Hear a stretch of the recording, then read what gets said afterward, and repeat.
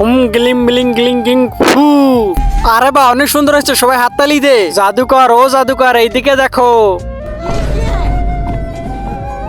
আমার না তোমার অনেক প্রয়োজন। গিলিং বিলিং গিলিং গিং ফুস।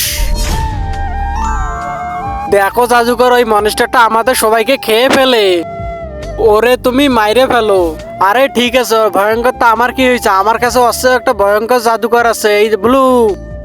কারে মারতে হবে জাদুকর? ওই যে ওই দানবটারে মাইরে এই বন মানুষদের তুমি বাঁচাও। ঠিক আছে।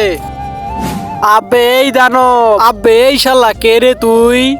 আরে এটা তো আমার আব্বা জান। সোনটা মনটা আই বুকে বাবা।